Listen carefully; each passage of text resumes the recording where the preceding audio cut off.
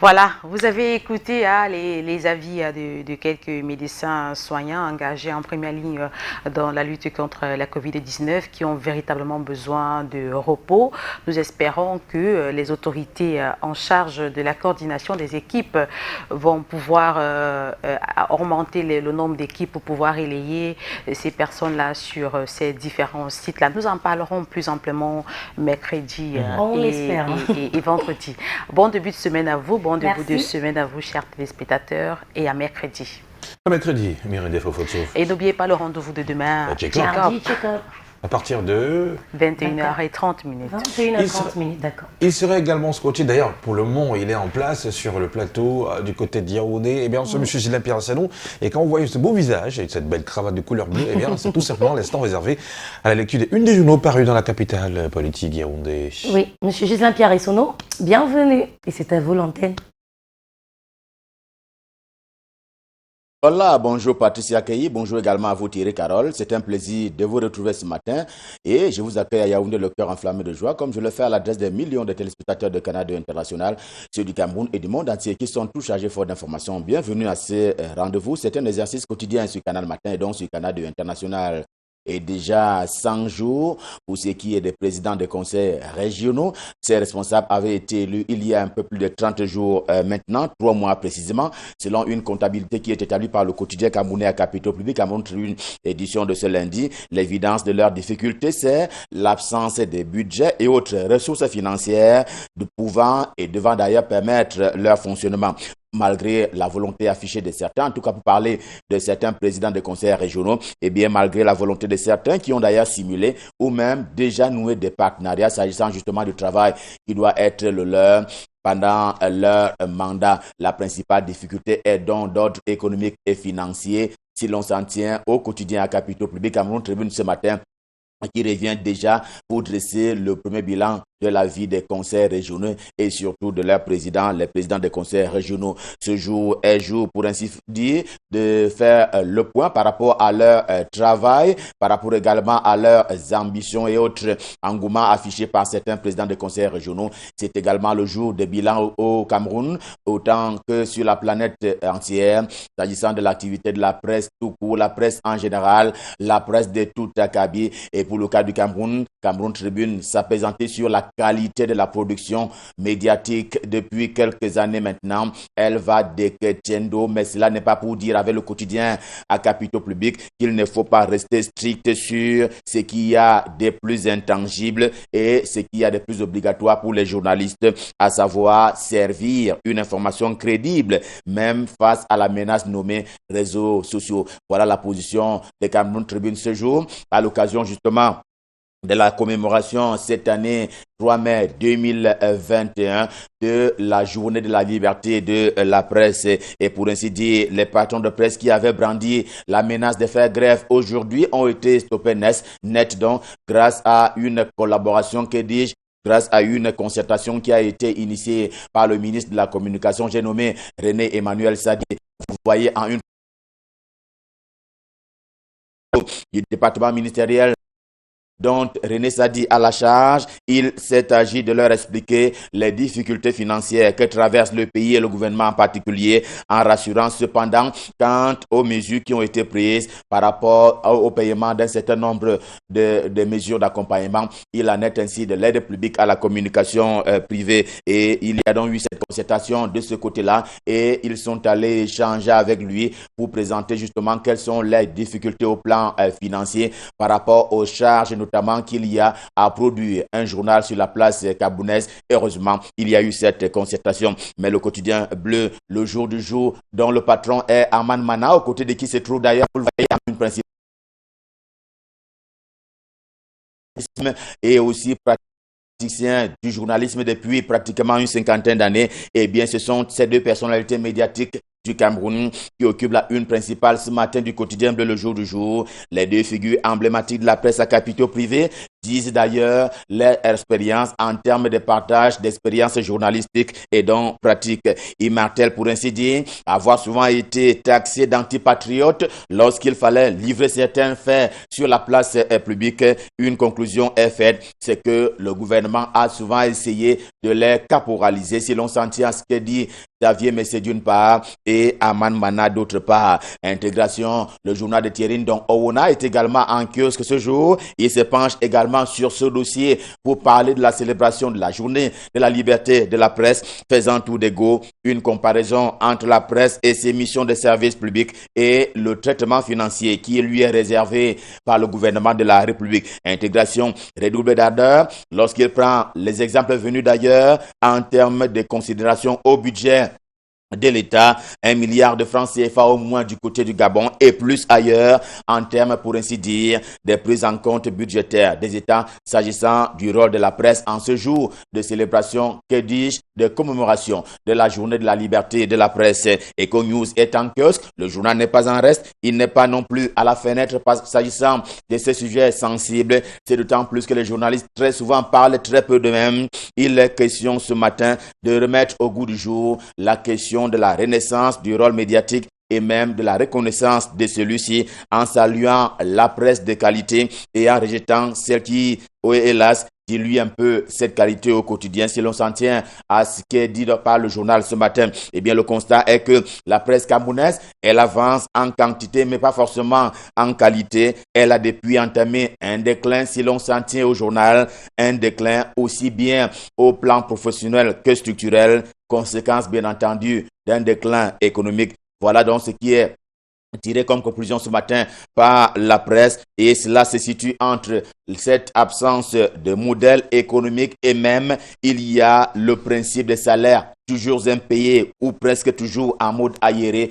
Voilà autant de problèmes qui sont traversés par la presse à capitaux privés. On a ainsi franchi le Rubicon comme par enchantement sous le regard à tout le moins impuissant des pouvoirs publics au Cameroun. Et Singan est également en kiosque. Ce matin, le journal prend l'angle avec un devoir de mémoire, puisqu'il s'agit de saluer la mémoire d'André-Marie Mbida, du nom du premier chef d'État, en vérité selon lui, qui avait été arrêté et jeté en prison par le régime d'Amadou Ahidjo, et Amadou Ahidjo, si l'on s'en tient donc à Essingane. Mort en 1980, il faut évoquer sa mémoire. Et c'est ce qui est fait par Essingane ce matin, 41 ans après. Réalité, le journal de Pongwari Kindi est également en kiosque ce lundi. Il se tient aux côtés du ministre d'État, secrétaire général de la présidence de la République, pour dire tout le mal qu'il pense notamment de ses détracteurs, les détracteurs de Ferdinand Ngongo après le revirement qui est intervenu notamment dans la gestion des fonds Covid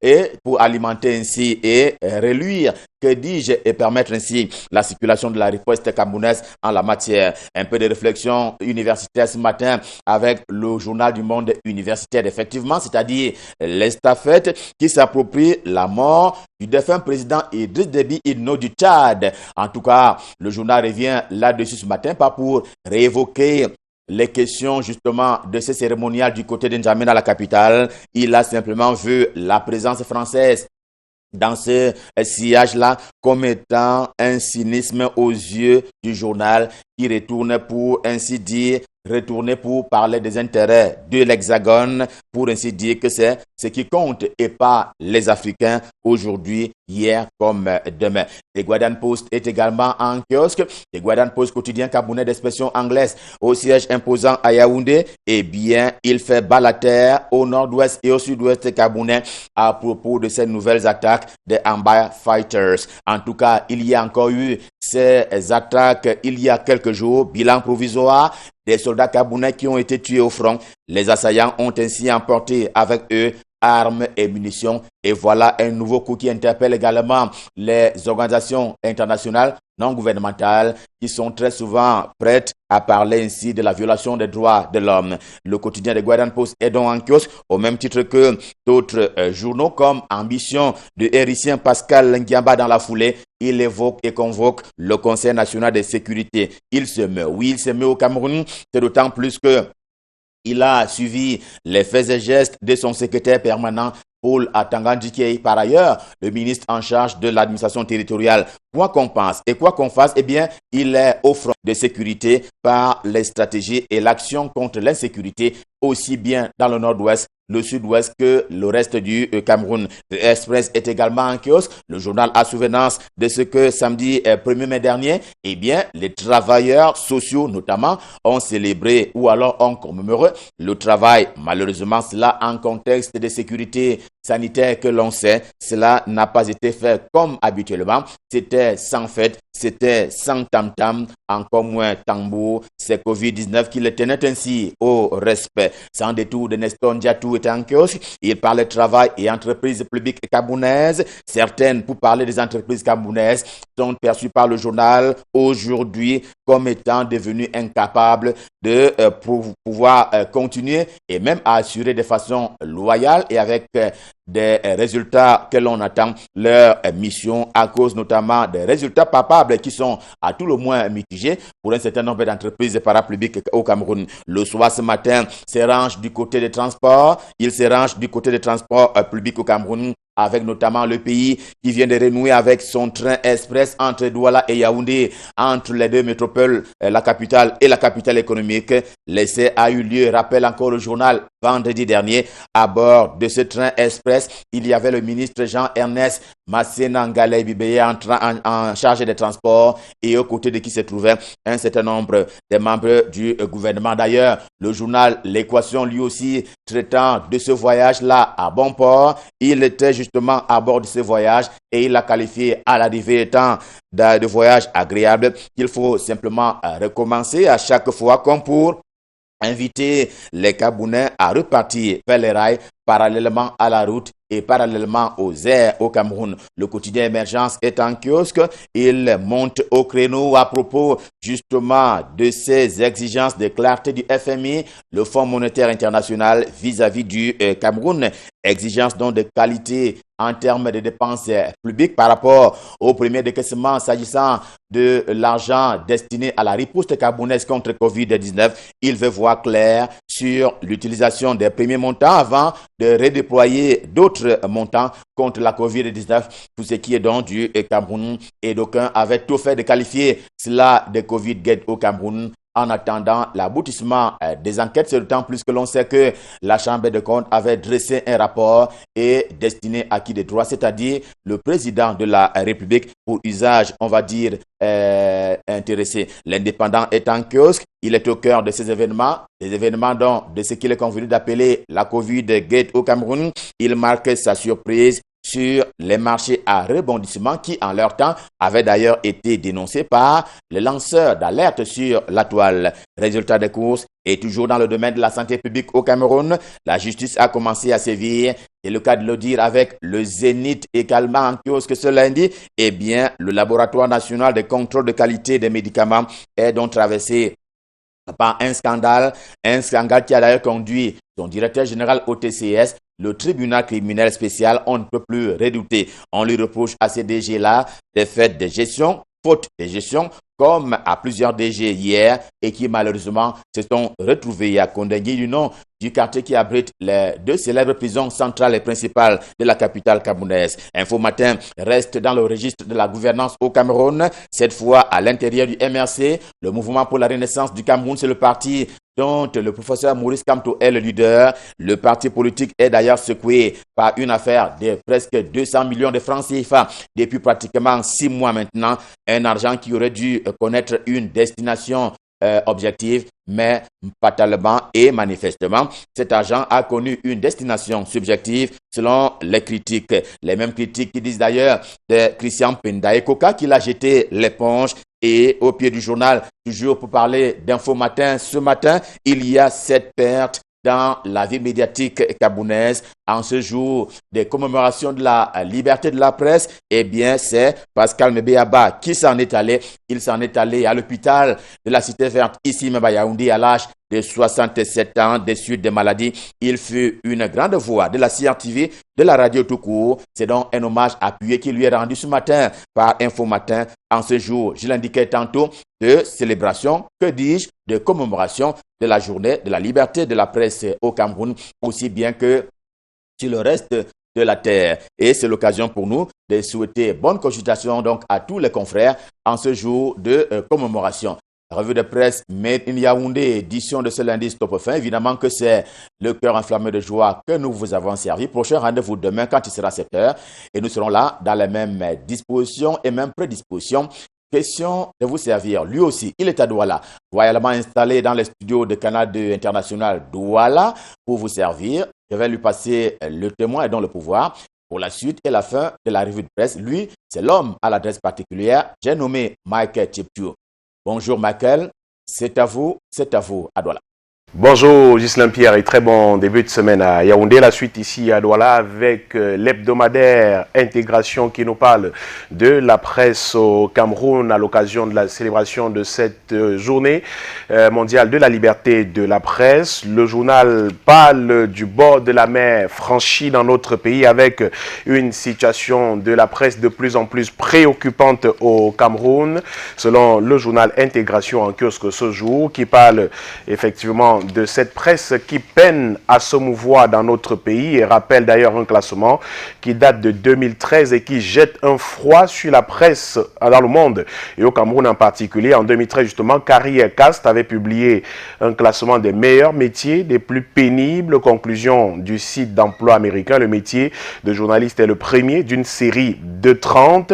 Faible salaire, stress élevé font partie du quotidien des journalistes. Carrière Cast a parlé justement de cette détestation, la précarisation de cette usure des hommes de médias. Résultat, les journalistes exercent le pire métier du monde. Et au Cameroun, cette fois-ci en particulier, c'est comme si tout le monde avait intégré qu'on était en voie d'extinction et que l'objectif principal était juste de survivre à plus ou moins court terme. Au Cameroun, encore insiste le journal Intégration, même si les journalistes exerçant dans le secteur privé n'ont jamais compter leur temps et sont habitués au stress. La mauvaise reconnaissance de la part des pouvoirs publics accentue leur dépit en termes de reconnaissance justement. Le journal parle de cette précarité croissante qui est toute l'identité d'un secteur qui cherche encore son modèle de développement dans notre pays. La grave crise que traverse le secteur de la presse privée invite à questionner les instruments de soutien inventés par la puissance public et à mesurer leur efficacité jusqu'ici, ce qui fait craindre une tragédie pour la presse camerounaise. Le journal a donné la parole à Dr Olivier Billet. Il est enseignant de journalisme à l'ESTIC, par ailleurs homme politique, lui qui fait une projection d'une dizaine d'années dans la pratique du journalisme au Cameroun et décrit à l'aune de sa grille d'appréciation la profession dans les évolutions qu'elle aura connues. Il lance également qu'il est souhaitable que l'aide publique à la communication privée soit revue à la hausse dans notre pays. Voilà ce qu'on peut retenir de cet entretien d'Olivier Billet dans les colonnes du journal Intégration aujourd'hui qui scrute de long en large la situation de la presse au Cameroun à l'occasion de la journée internationale de la liberté de la presse. La Nouvelle Expression également parue ce jour parle de cette liberté avec une marche arrière dans notre pays. Le Cameroun classé 135e sur 185 pays au classement de Reporters sans frontières pour la liberté de la presse pour cette année 2021. Le journal La Nouvelle Expression qui revisite justement de nombreux faits pour justifier cette marche en arrière du Cameroun, alors que la journée internationale de la liberté de la presse se célèbre dans un contexte marqué par des attaques portées contre des journalistes, un climat qui n'est pas propice à l'exercice de la profession. Selon le dernier rapport de Reporters sans frontières, le pays se classe donc, je vous le disais, 135e sur 185 dans ce classement 2021. Il perd une place comparé à l'année 2020. À l'origine de cette situation, la multiplication des atteintes à l'exercice du journalisme. La Nouvelle Expression se propose donc de réaliser un abécédaire simplifié des grands marqueurs de la situation de la presse au Cameroun au cours des dernières années. A comme attaque, le journal s'appuie sur de nombreuses attaques justement. Les scènes de violence perpétrées contre les journalistes sont nombreuses au Cameroun. La dernière à avoir fait la chronique, l'attaque portée contre une équipe de la chaîne de télévision télévision, Canal 2 International, le 29 avril dernier à Yaoundé. Selon des informations, effectivement, ses confrères, ses collègues, justement, journalistes de Canal 2 International ont été agressés par des agents de la police municipale de Yaoundé 5 alors qu'ils étaient en plein exercice de leur métier.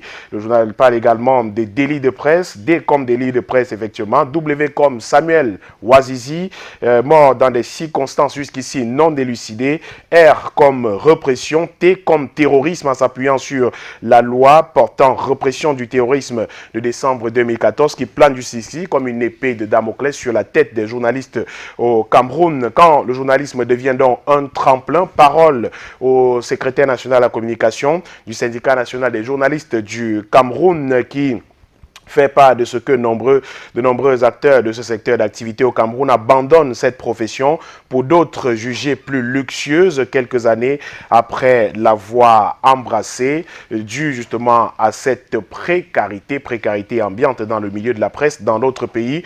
Conclut la nouvelle expression qui, à sa grande une, nous parle de cette attaque enregistrée à Galim, dans la région de l'ouest du Cameroun, département des Bamboutos. Comment les terroristes ont frappé en utilisant un astucieux mode opératoire. Ils ont réussi à perpétrer dans la nuit du jeudi au vendredi dernier une attaque qui a coûté la vie à 4 militaires, 4 soldats camerounais. Le gouverneur de la région de l'ouest du Cameroun qui a pris la parole sur le sujet. On retient que des échanges de tirs ont eu lieu entre un groupe armé soupçonné d'être des combattants séparatistes et les militaires camerounais cette nuit du jeudi 29 au vendredi 30 avril dernier à Mefou dans l'arrondissement de Galim. Tous les détails sur cette attaque dans les colonnes de la nouvelle expression en kiosque aujourd'hui. Europe Plus est également paru ce jour et nous parle de succession à la tête de l'État du Cameroun avec une sortie sur le compte Twitter de la Cameroun Radio en télévision, la chaîne gouvernementale, selon le journal Europe Plus, qui a donc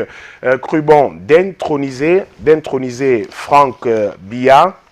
Cette sortie jugée curieuse par le journal sur la page Twitter de l'audiovisuel public, puis retirer un message énigmatique portant sur le fils du président de la République du Cameroun. Justement après ce tweet sur le compte Twitter de la CRTV, une avalanche de réactions a eu lieu sur les réseaux sociaux et il n'en fallait pas plus justement pour enflammer la blogosphère. Les réseaux sociaux ont en effet vivement réagi et divers fantasmes se sont réveillés, surtout que pas grand monde n'a compris le rapport entre le message de l'audiovisuel public en lien avec la traditionnelle fête internationale du travail le 1er mai et l'illustration choisie. Si Franck Biya y est présenté comme un de ses followers, une analyse approfondie ne permet point de retrouver ce quarantenaire très effacé parmi les grands suiveurs de la CRTV dans sa version électronique, écrit Michaud Moussala dans le journal en kiosque aujourd'hui, qui en profite justement pour parler de ces questions de succession dynastique contrôlée, cette succession dynastique à la tête de certains États. Le Cameroun s'avancerait-il vers la même ligne, s'interroge le journal, qui parle effectivement également de la lutte contre la prévarication de la fortune publique au Cameroun, en rappelant quelques faits, de nombreux faits justement, et même des propos du président de la République qui allait en guerre justement contre les détournements de deniers publics dans notre pays. L'éditorial de Michaud Moussala, c'est reparti pour un tour de vis, revient sur ces nombreux règlements de compte. Il parle justement de ces différentes sorties du chef de l'État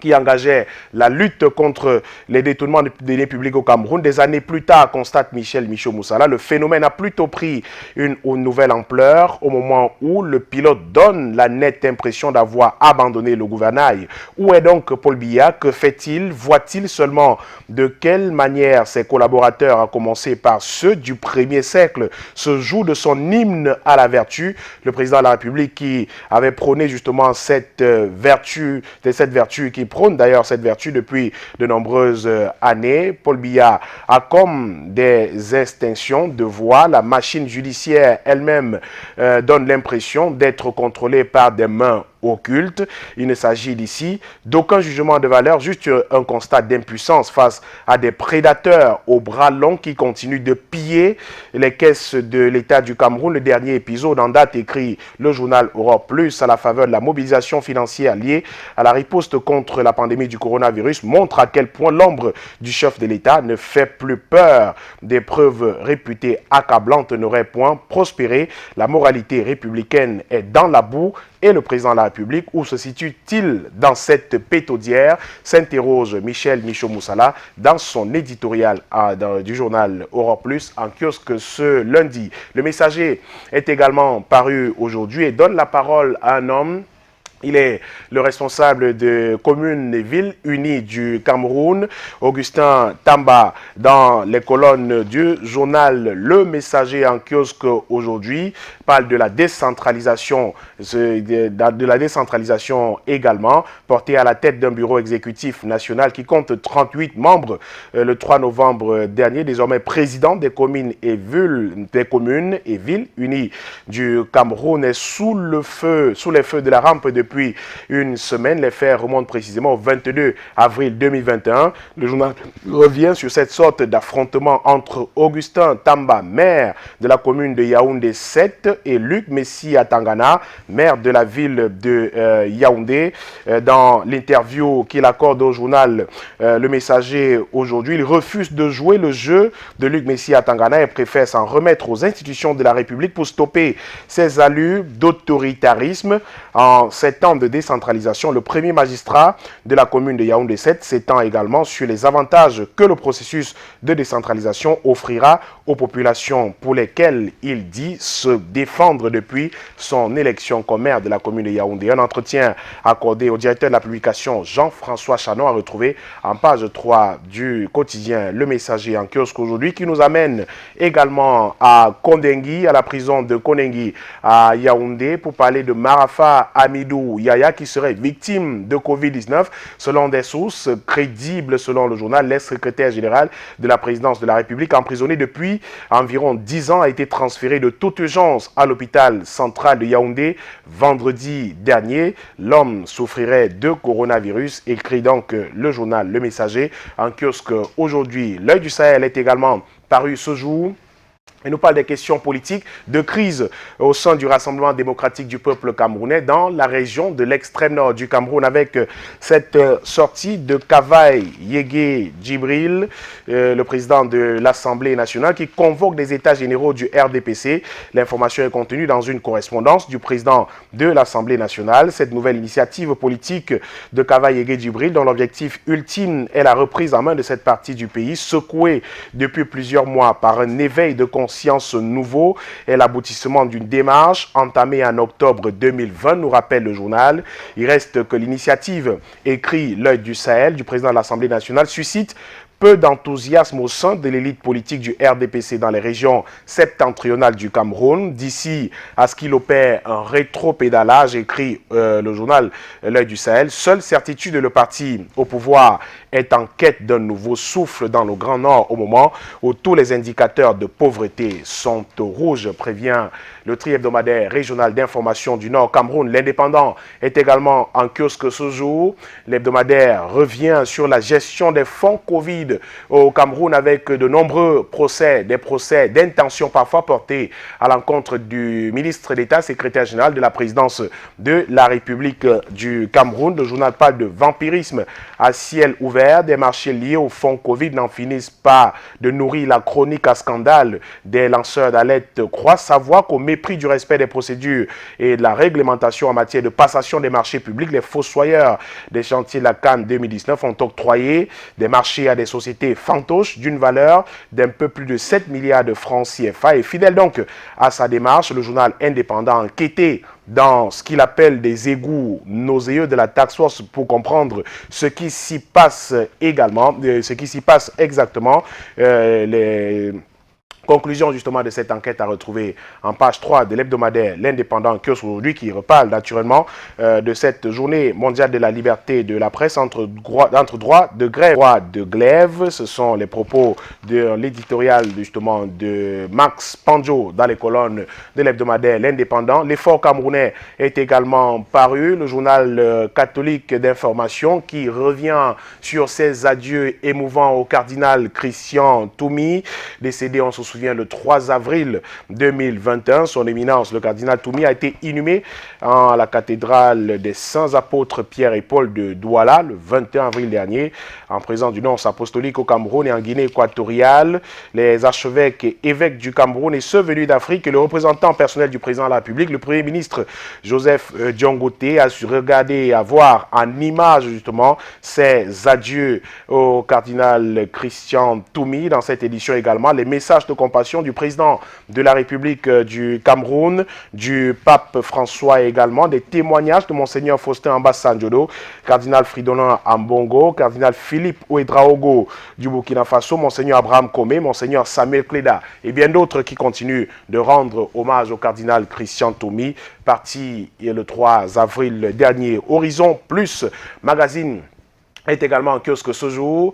Cet hebdomadaire nous parle de la commune de Marois 1er, avec ce qui s'apparente à une chasse aux sorcières depuis quelque temps à l'endroit d'un membre de l'exécutif communal, victime en 2020 des pratiques de corruption qui ont émaillé la séance de plein droit du conseil municipal de Marois 1er consacrée à l'élection du maire et de ses adjoints. Youssouf Issa Balarabe est aujourd'hui la cible de violents contempteurs qui exigent son départ de Marois, qui a peur donc de ce dynamique et brillant militant du parti de Paul Biya dans la capitale de l'extrême nord du Cameroun. Le journal se pose la question à sa une aujourd'hui et apporte quelques clés pour comprendre les réalisations de cet homme Issa Balarabe, finalement victime tout simplement, conclut le journal Horizon Plus magazine, des complots audits par d'autres camarades, même de sa formation politique. Le Guardian Post également en kiosque ce jour. Le quotidien d'expression anglaise revient sur cette attaque à Mefung dans la région de l'ouest du Cameroun, département des Bamboutos, avec ces combattants séparatistes qui ont attaqué un poste militaire dans cette localité, tuant 4 soldats sur place. Retour sur les faits avec le quotidien de Guardian Post en kiosque aujourd'hui. Sans détour, l'hebdomadaire également paru aujourd'hui nous parle des entreprises publiques au Cameroun avec la menace du dépôt de bilan pour de nombreuses entreprises publiques dans notre pays. 834 milliards de francs CFA, c'est le volume de l'enveloppe qu'une dizaine d'entreprises publiques devront rembourser au titre des emprunts contractés en leur nom auprès des institutions financières.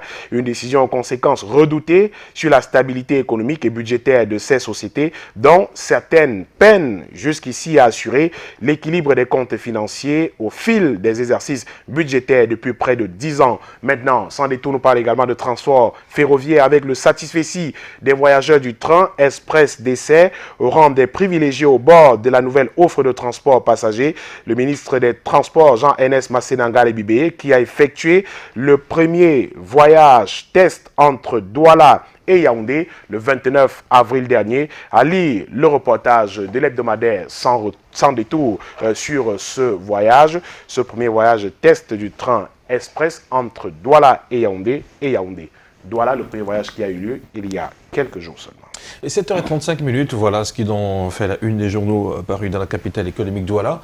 C'est Michael Tipio. Aujourd'hui, nous sommes le 3 mai 2021. Il est important de le rappeler tout de même. C'est la journée mondiale de la liberté de la presse. Quel petit regard, quel petit bilan faites-vous de la presse au Cameroun?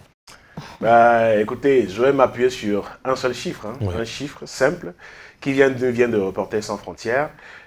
Qui chaque année fait un classement, un classement en fonction du respect de la liberté de la presse dans le monde.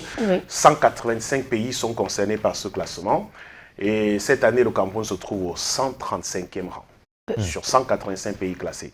Rappelons déjà qu'en 2020 nous étions 134e, en 2019 nous étions 133e.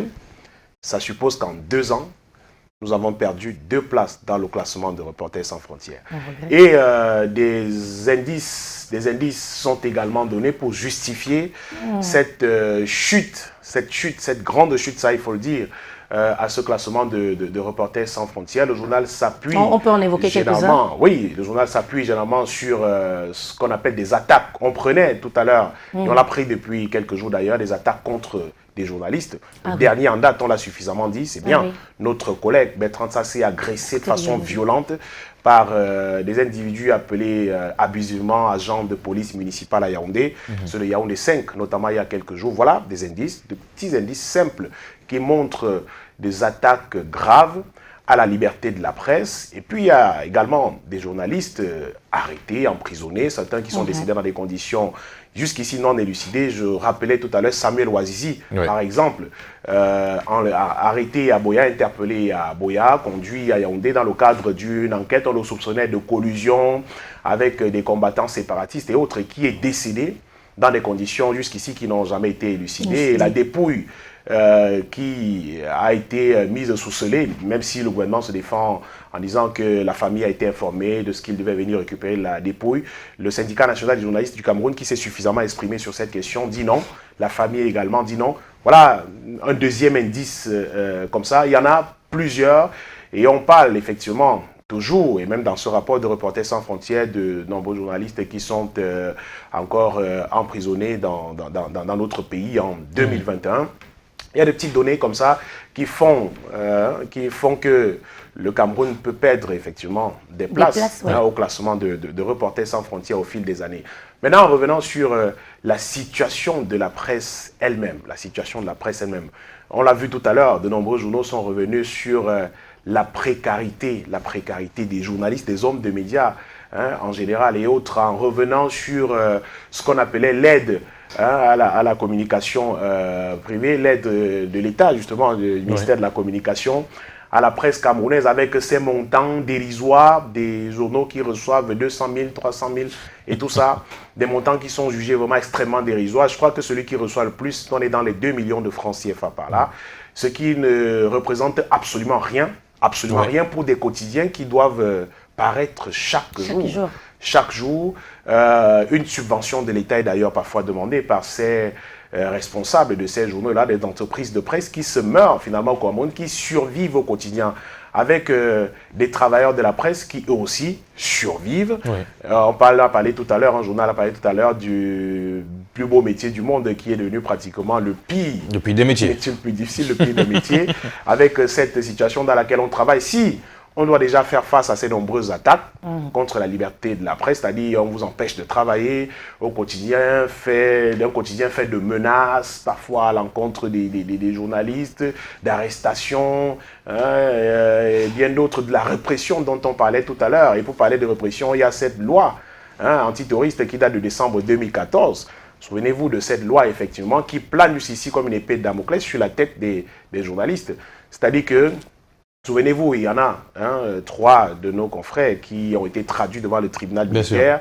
On leur reprochait de n'avoir pas dénoncé, d'avoir reçu des informations et de n'avoir pas averti les autorités. Il y a eu une affaire comme ça au tribunal militaire, des journalistes au tribunal militaire.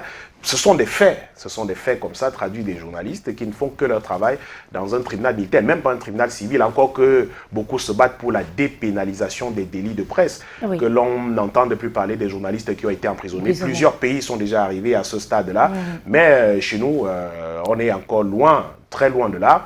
Même si d'aucuns estiment que si l'on en arrive à dépénaliser totalement, on observera beaucoup plus de délits, parce qu'il y en a, ça il faut le dire également. Bien sûr, il y a tous les canaboteurs. Il y en a énormément. On a une presse totalement infestée aujourd'hui, totalement infestée. Je vais utiliser le propos d'Aman Mana, directeur de la publication du quotidien Le Jour, qui parle des journaux WhatsApp qui existent. C'est clair. C'est-à-dire que vous avez des gens qui vous fabriquent la une d'un journal, juste une, qui parle juste des réseaux sociaux. Distribuer la une dans les réseaux sociaux, WhatsApp, Facebook et autres. Le contenu, vous ne le verrez jamais.